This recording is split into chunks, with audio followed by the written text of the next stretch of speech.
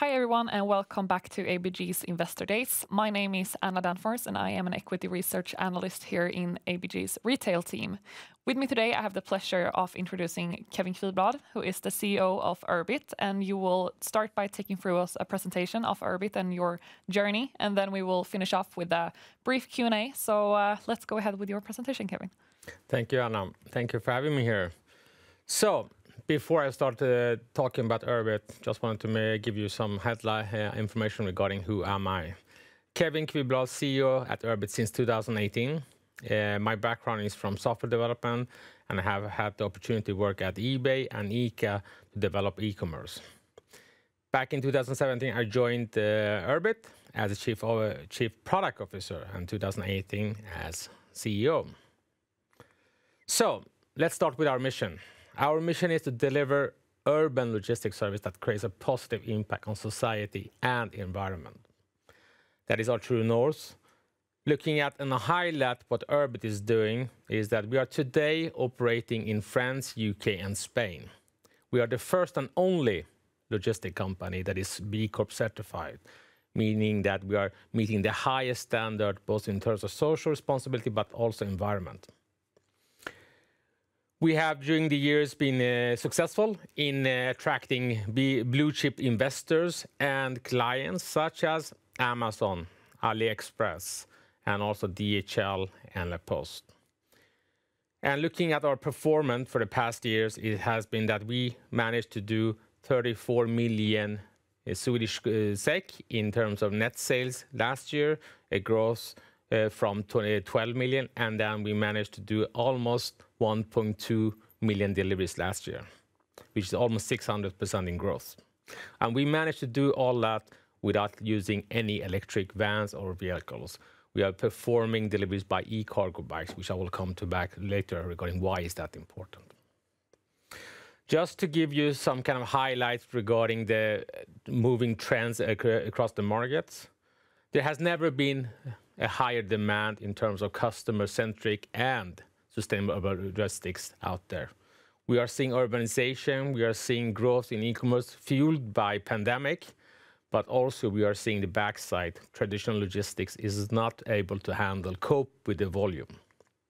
On top of this, we are seeing urban access regulations across Europe in larger cities where they are implementing low emission zones, which means that they are trying to put an end in terms of fossil-driven vehicles in the cities and transforming cities for people, for pedestrians, for bikes, which is in our favor. So, where does Urb-it fit into this? Looking at this image, we have tried to divide it by parcel logistic, which is e-commerce parcels, and on-demand logistic, which is majority food, and then we have low-cost traditional logistics, and on the other side, we have sustainable customer-centric solutions.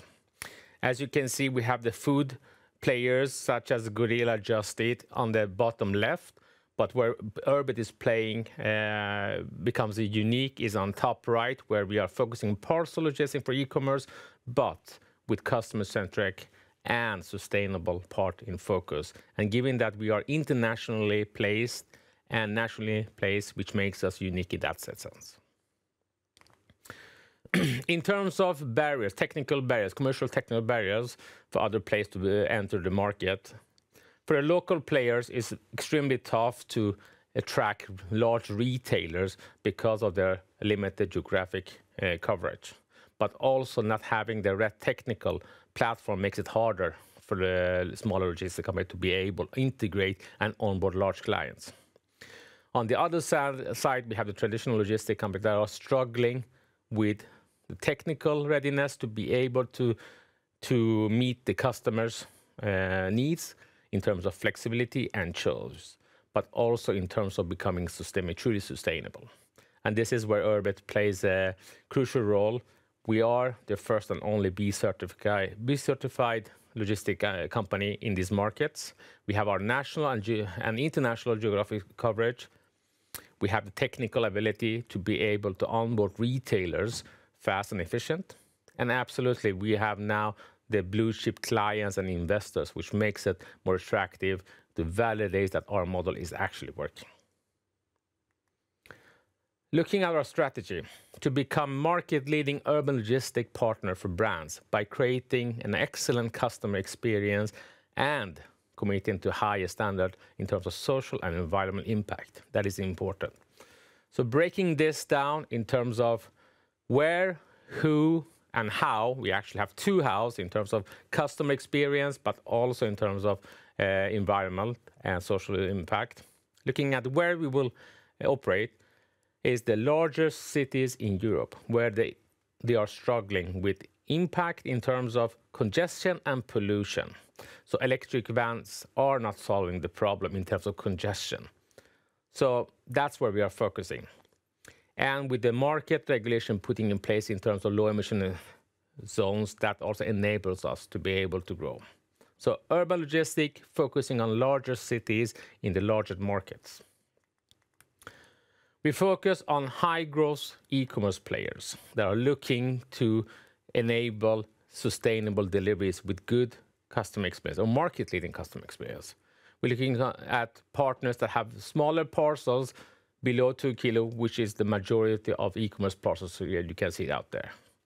We provide standard next day delivery and returns. And this is what they are looking for. Customer-centric deliveries in terms of marketing leading experience. It's kind of fluffy, so I'm going to try to break it down into what do we mean with that.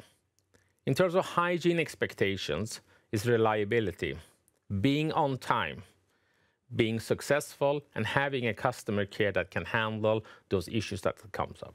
This is the hygiene, but still companies out there are struggling with this. This is what we offer today. On top of that, we have the truly sustainable in terms of 100% e-cargo bike deliveries with fair wages. This is also something that they are looking for.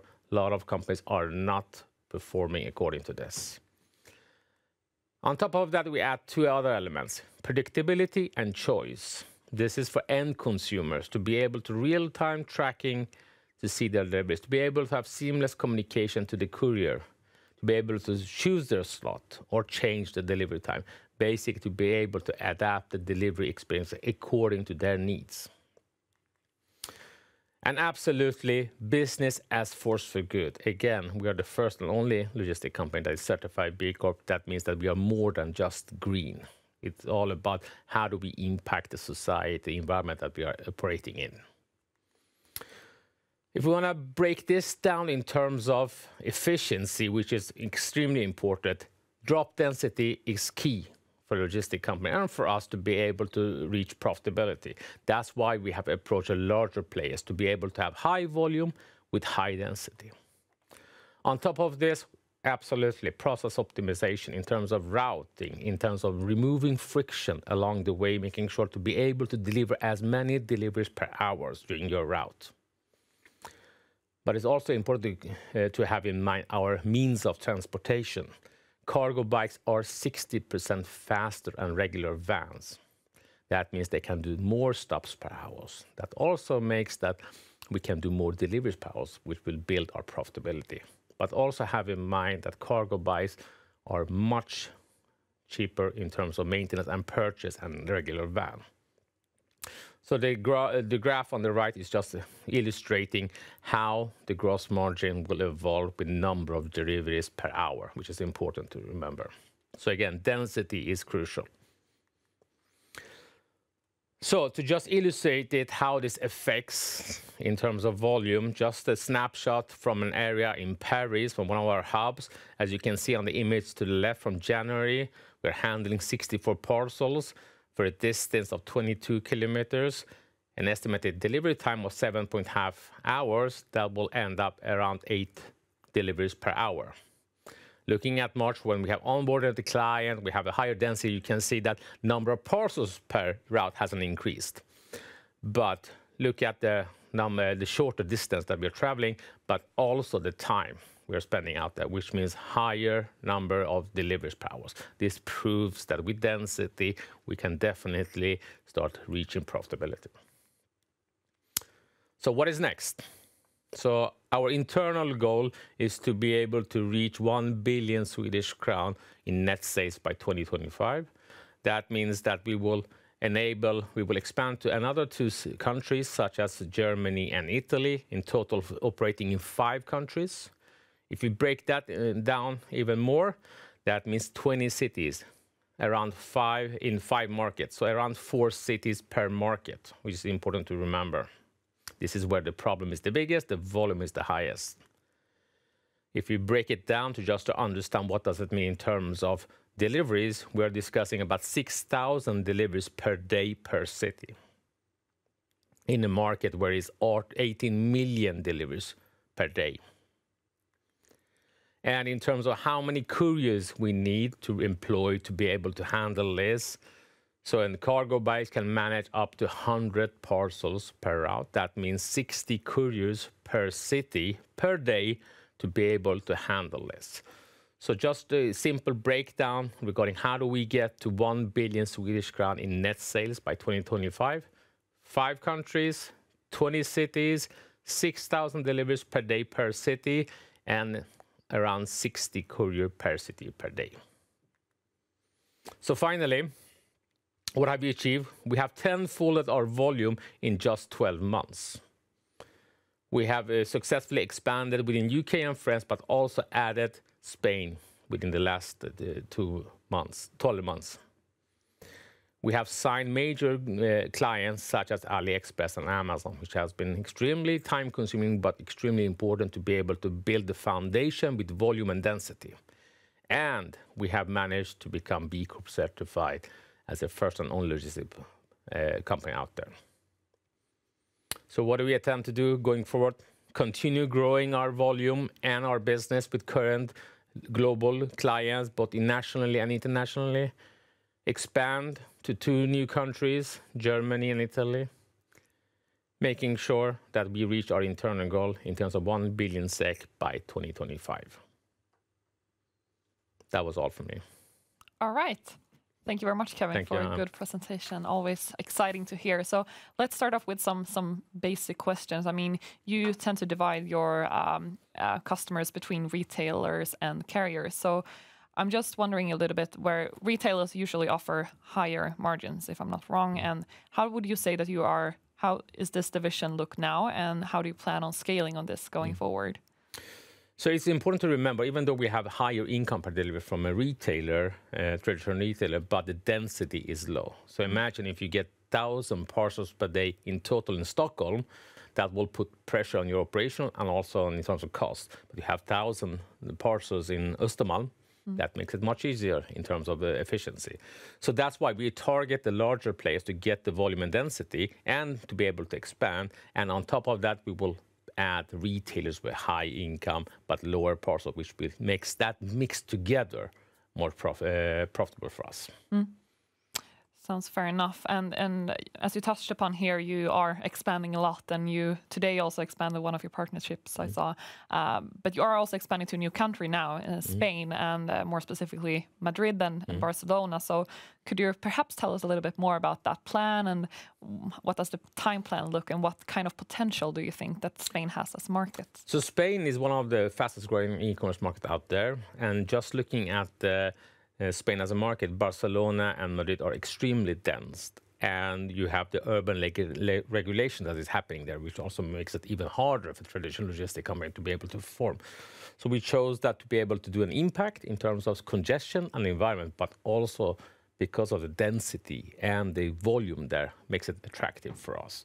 And again, we are expanding with existing clients, which means that players such as AliExpress are looking for similar solution or one solution that can help them in all the larger cities out there. So Spain, we are having high hopes, and we are hoping to be able to start operating fully with volume in Q4.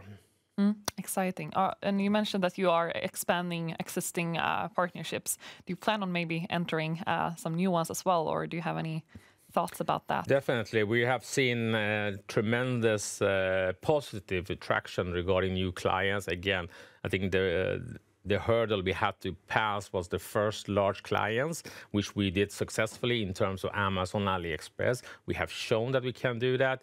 We have shown that we can manage to go through the processes of onboarding and integration. And we have proven ourselves during the Q4, which was the peak season, which we actually delivered by excellence for those clients. So those things have together built a foundation for us. So it makes it easier to discuss with new retailers. Say, look at what we have performed. We are a partner that you can truly trust on. That's reassuring. So fingers crossed for that. So, and also, as you mentioned, the number of deliveries, but also foremost drop density is key for your business model. And looking at peers in Sweden here, we can find, for instance, like Budbee and Ermi, which many people, I guess, think of when they hear you talk. So could you perhaps elaborate, what are the biggest differences between you and them, and also maybe even more importantly, the markets that you operate in, I guess? I think in general, there are very similarities in terms of focusing on the customer experience, the delivery experience in hand, and also trying to make sure to become as sustainable as possible. The biggest difference is that we have already taken the investment in terms of being in Europe, in the largest market. We have also managed to sign big clients, which enables us expanding to others, which is difficult if you have only clients, local clients. And when you enter a new market, you have to start over again. So that's the difference. But eventually, at the end of the day, given that we are performing by the only e-cargo bags in major city with high density, that will be the difference between us. But in general, yes, we are doing last mile, we are focusing on customer experience, and we do it sustainably. Fair enough. And also touching upon you being a certified B Corporation, which is very rare, what would you say? I mean, we are seeing increased efforts both from regulation perspective, but also from many corporations. And for instance, PostNord was announcing that they have a more ambitious emission-free agenda going forward as well. So if you could perhaps explain for people that are not very aware about B Corp certified B Corporation, what that is, and how would you say that provides you with a benefit? Definitely, the retailers out there are mistrusting the discussion regarding being green. Is it actually green? Are you doing carbon offset? How do you do that? And to be able to find an independent organization that you go through the process in all aspects in terms of your delivery performance, how do you employ your fair wages, etc. That makes them assurance regarding this is a partner that I can trust. Because every time a newspaper picks up that something went wrong with the delivery in terms of they are not that green, they are not paying fair wages, that will hit the brand in terms of customer churn, and then they have to invest. So this is important for retailers to be able to have that trust. So B Corp provides that for us. And again, there has been too much discussions regarding green, 100% fossil free, etc. At the end of the day, the challenges in larger cities is congestion.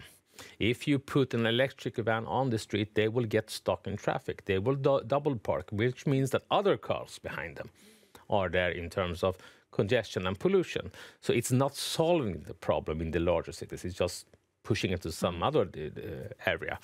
But with e-cargo bags, we are not on road. We are actually using the cycling network, which makes it we are not putting any congestion, no pollution, but not air noise pollution either. It's also one of the problems in the larger cities. And also touching upon that again, you talk now about two new countries that you are potentially looking to expand. What would you say do you have any specific cities there that you find, I guess in Italy, there are many like high population density? So we look at the high population density, again, density is important, but also looking at the ongoing regulation that we are putting in place to be able to attack this, but obviously the clients. Depending on the clients that want to address a problem. So clients' needs, population density, and ongoing regulations as it's being implemented across those cities. And I can imagine the regulations are only increasing, if I'm not wrong. Definitely, it's increasing, but the time of that is also important, because in France, the ambition is to be able to have those in, I don't remember the number of cities, but a lot of cities by 2024, Why 2024? They really want to make an impact before the Olympics. And I think in Spain, they have 2025, etc. Those timelines make it extremely hard for traditional logistics to be able to adapt that to that change that fast. So that makes it, for us as a first mover advantage, to grab those opportunities right now, here and now, but also given our client base makes it easier for us to go there. That's good to hear. And also, I mean, the last mile delivery market is, as we know, it's very competitive, and there are many new players entering quite often, I have to say. But what would you say, like, how do you view the competitive landscape when you are expanding and growing? And I mean, you do have some very important blue chip clients that you mentioned, for instance. At the end of the day, logistics is not the blue ocean. It's a red ocean with a lot of players, but the good thing is that that ocean is expanding on a daily basis.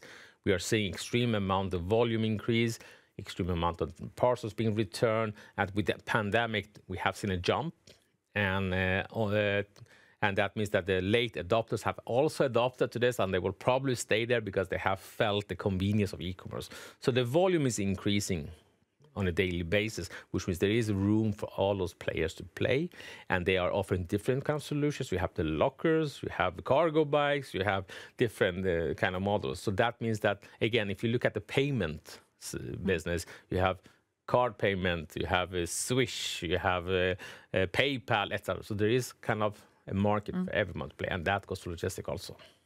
Can imagine. I think we have time for one last question before we have to finish up, unfortunately. But I think one thing that many people are thinking about now when we're talking about e-commerce and so on is that we have a weak consumer confidence, and we read articles almost on a daily basis about e-commerce is declining and so on. Are you experiencing this in any way, and how, if that's good? I think the market has been extremely shaky with the geopolitical situation that we are having. So definitely there is a kind of hesitant from end consumer to purchase because of the inflation. So the number of volume is decreasing, but also in terms of to be able to provide volume for AliExpress, they are providing from China, which means they have to fly over to Russia, which is not a no-fly zone, so it makes it difficult. But definitely there is an impact across the board, but we are working with extremely large clients.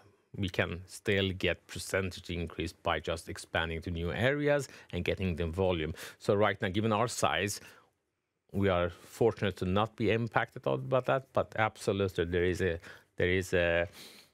a kind of a coldness on the market regarding consumer products. Definitely. That's fair enough, but still seems reassuring that you're growing, and it is a fragmented market, as you were saying, at least. So, but I think we have to finish up here, and would like to thank you, Kevin, very, very much for having you here and for your presentation. It's going to be exciting to keep following you here. And with that being said, I think we will round up. So thank you, everyone, for listening in, and thank you, Kevin. Thank you, Anna.